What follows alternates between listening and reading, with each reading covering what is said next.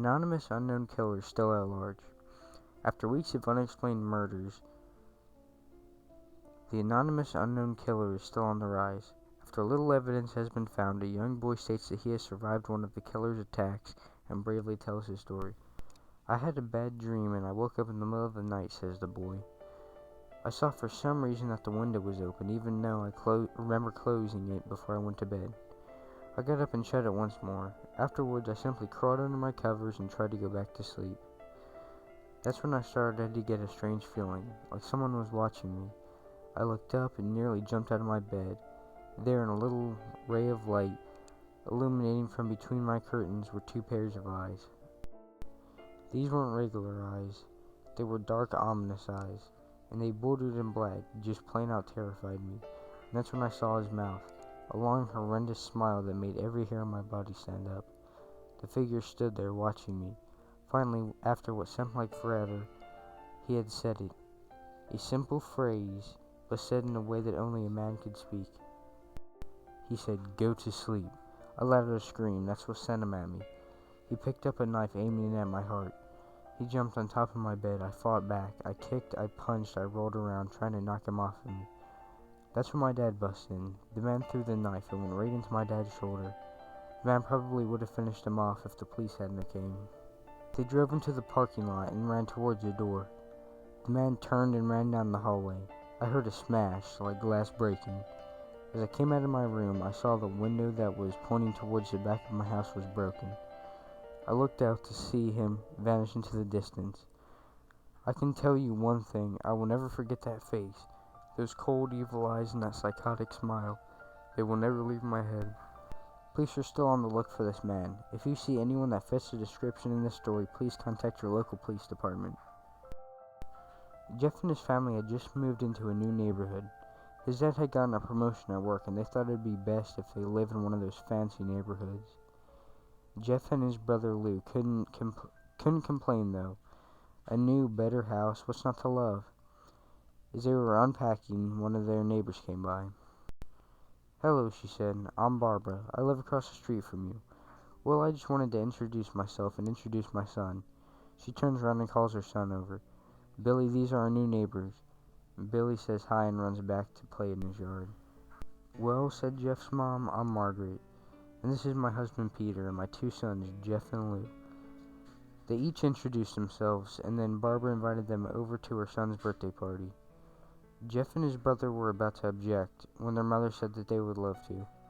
When Jeff and his family were done packing, Jeff went up to his mom. "Mom, why would you invite us to some kid's party? If you haven't even noticed, I'm not some dumb kid." "Jeff," said his mother, "we just moved here. We should show how we want to spend time with our neighbors. Now we're going to that party, and that's final." Jeff started to talk, but stopped himself, knowing that he couldn't do anything. Whenever his mom said something, it was final. He walked up to his room and plopped down on his bed. He sat there looking at his ceiling when suddenly he got a weird feeling. Not so much as a pain, but a weird feeling. He dismissed it as some random feeling.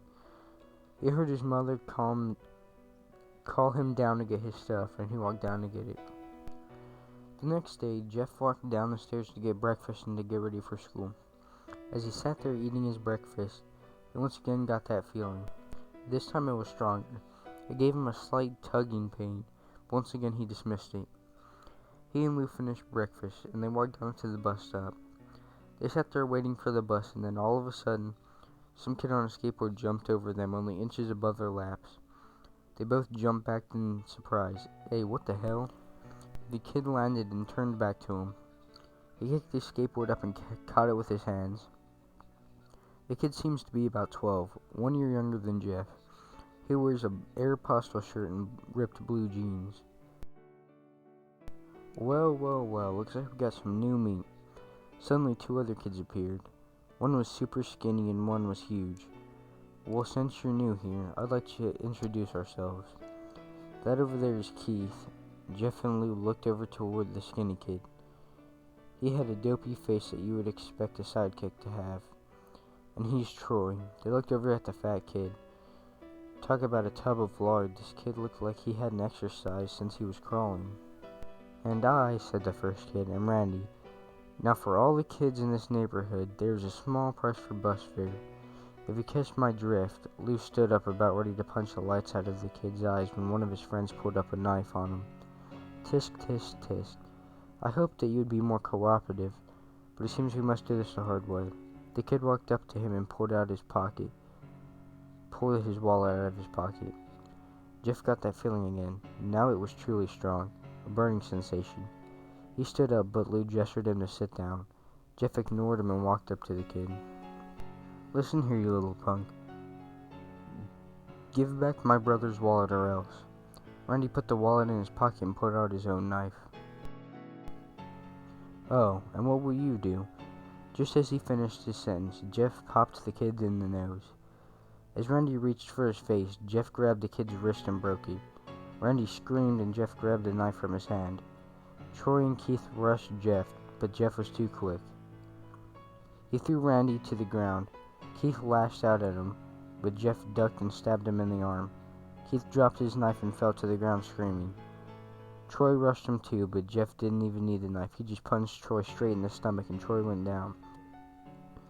As he fell, he puked all over. Lou could do nothing but look in amazement at Jeff. Jeff, how would you... That's all that he said. They saw the bus coming and they knew they'd be blamed for the whole thing, so they started running as fast as they could. As they ran, they looked back and saw the bus driver rushing over to Randy and the others.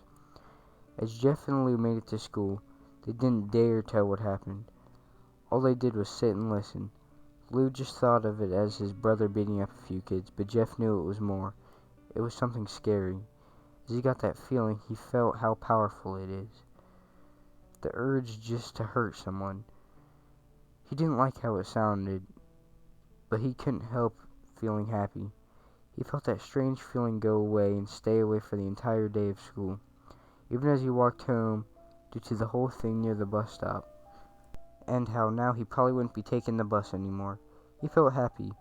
When he got home, his parents asked him how his day was. He said it in a somewhat ominous voice. It was a wonderful day. The next morning, he heard a knock on his door. He walked down to find 2 police officers standing at the door, his mother looking back at him with an angry look. Jeff, these officers told me that you attacked 3 kids. That it wasn't regular fighting, that they were stabbed. Stabbed, son. Jeff's gaze fell to the floor, showing his mother that it was true. Mom, they were the ones that pulled the knives on me and Lou. Son, said one of the cops, we found 3 kids, 2 stabbed, 1 having a big bruise on his stomach, and we have witness proving that you fled the scene. Now how does that tell us? Jeff knew it was no use. He could say him and Lou had been attacked, but there was no proof. It was not them who attacked first. They couldn't say that they were not fleeing, because the truth was that they were. So Jeff couldn't defend himself or Lou. Son, call down your brother. Jeff couldn't do it, since it was him who beat up all the kids. Sir, it was me. I was the one who beat up the kids. Lou tried to hold me back, but he couldn't stop me.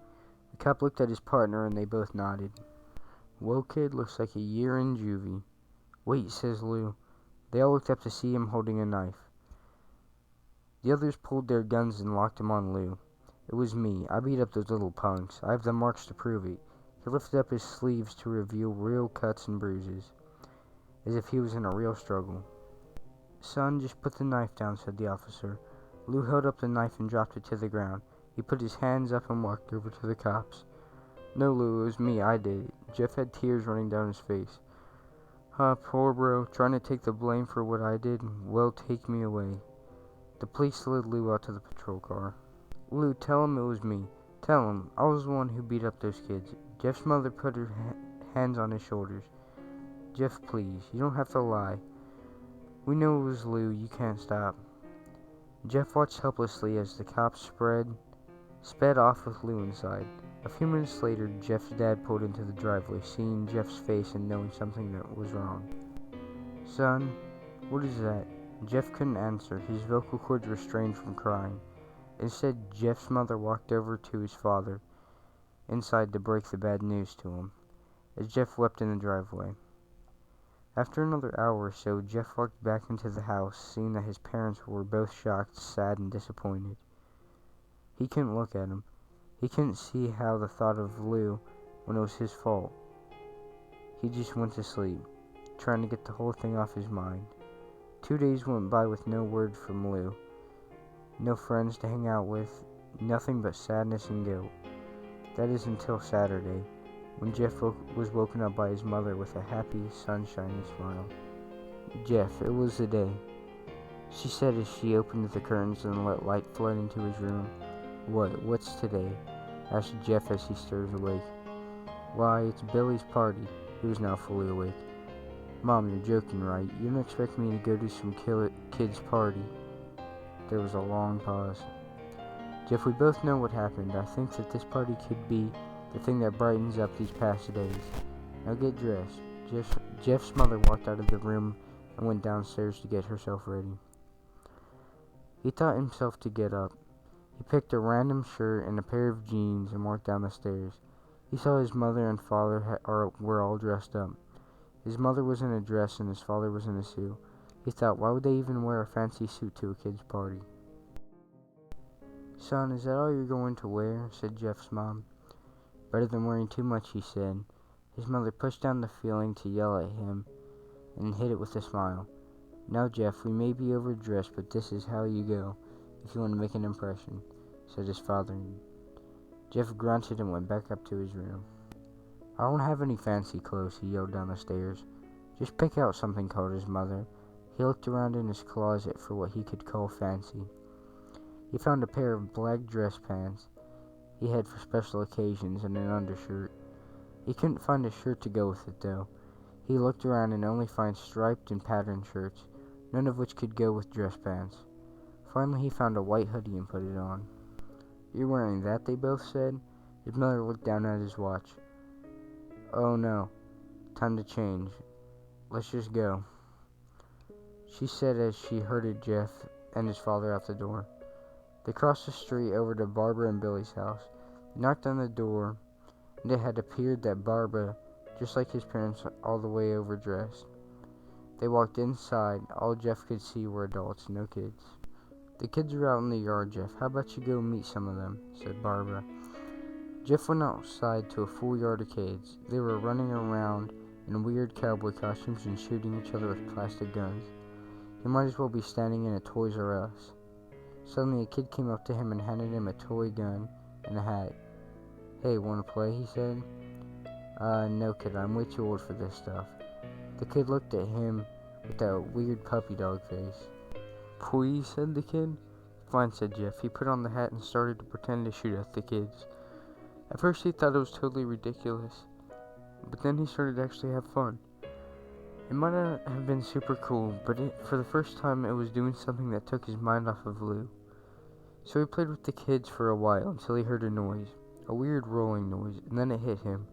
Randy, Troy, and Keith, all of them jumped over the fence on their skateboards. Jeff dropped the fake gun and ripped off the hat. Randy looked at Jeff with a burning hatred. Hello, Jeff, is it? He said. We have some unfinished business. Jeff saw the bruised nose.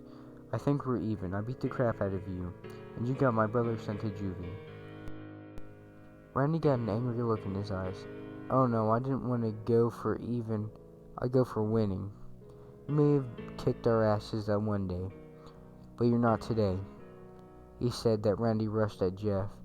They both fell to the ground. Randy punched Jeff in the nose, and Jeff grabbed him by the ears and headbutted him. Jeff pushed Randy off of him, and they both rose to their feet. The kids were screaming, and the parents were rushing out of the house. Troy and Keith both pulled guns out of their pockets. No one interrupts or guts will fly, they said. Randy pulled a knife on Jeff and stabbed it into his shoulder. Jeff screamed and fell to his knees. Randy started kicking him in the face.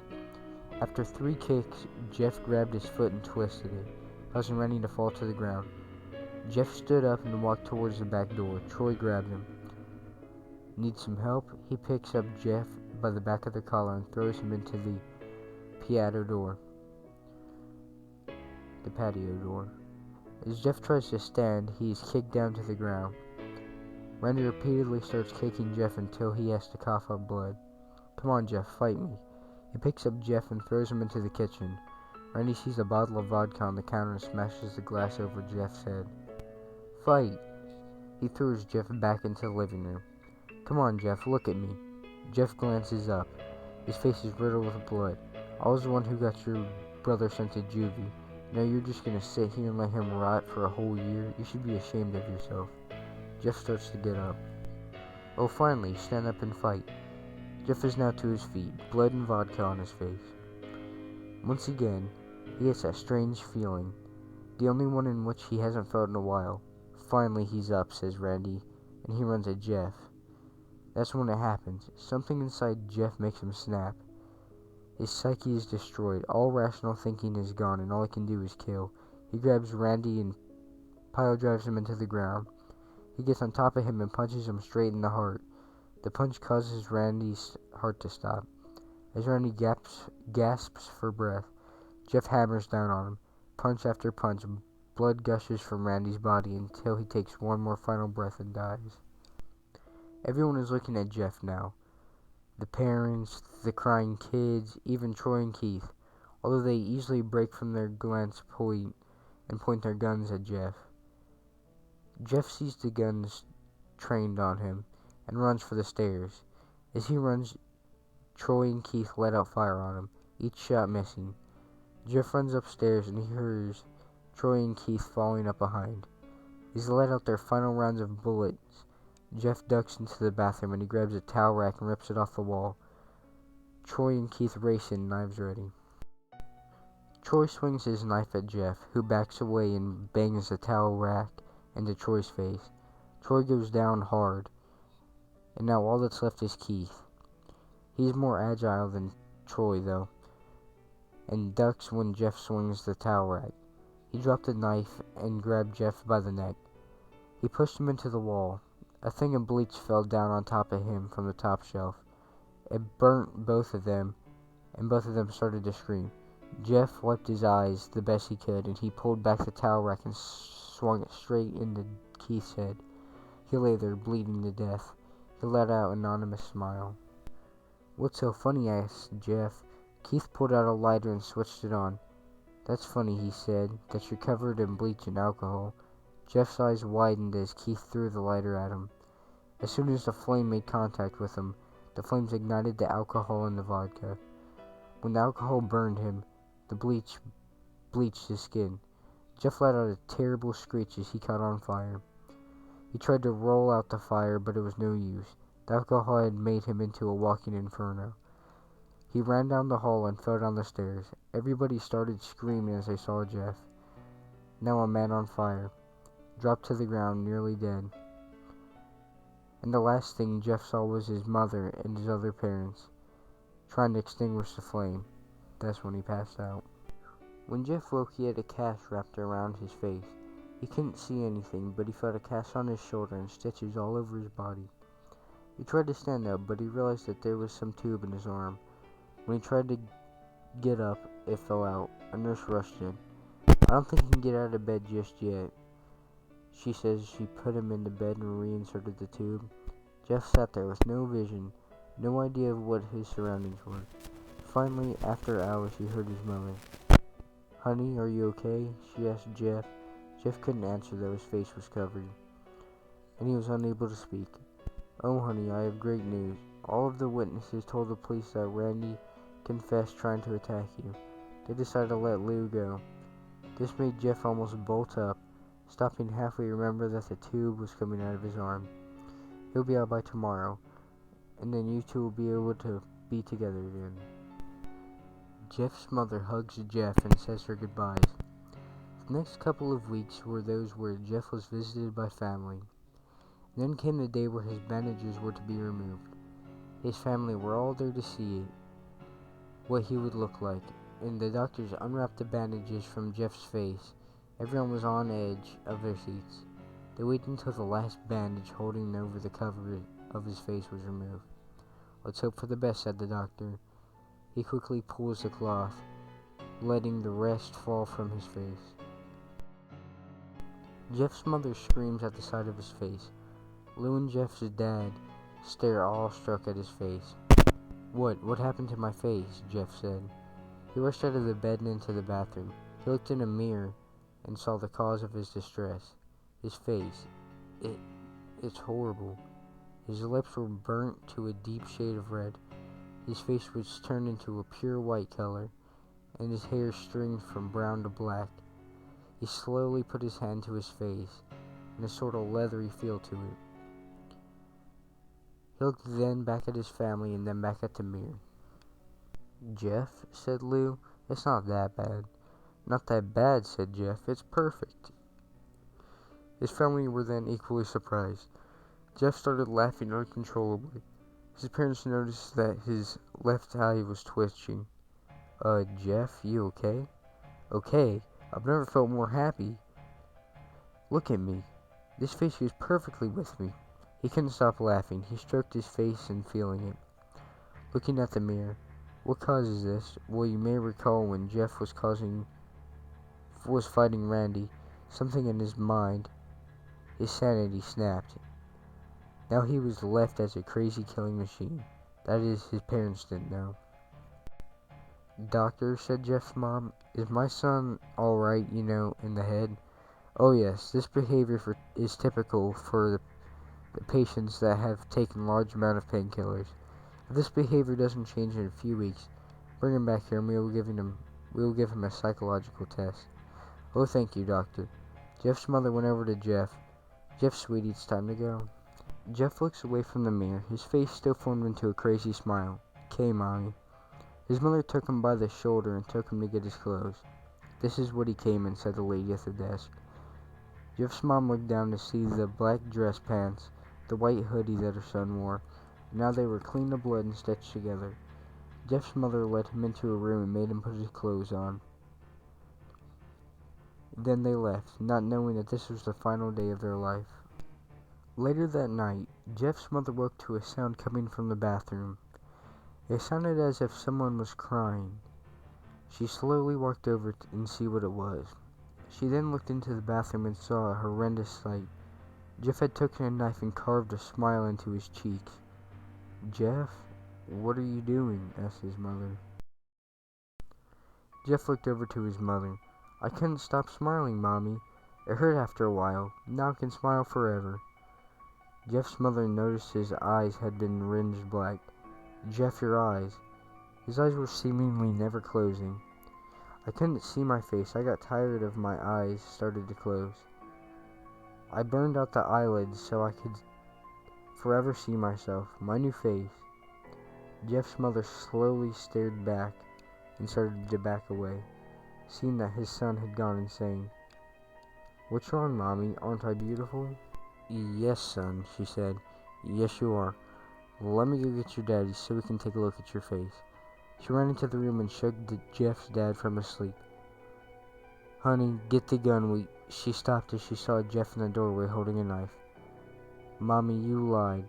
That's the last thing they hear as Jeff rushes them with a knife, gutting both of them. His brother Lou woke up, startled by some noise. He didn't hear anything else, so he just shut his eyes and tried to go back to sleep, as he was on the border of slumber.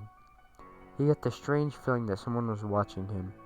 He looked up. Before Jeff's hand covered his mouth, he slowly raised a knife, ready to plunge it into Lou. Lou thrashed here and there, trying to escape Jeff's grip. "Shh," said Jeff.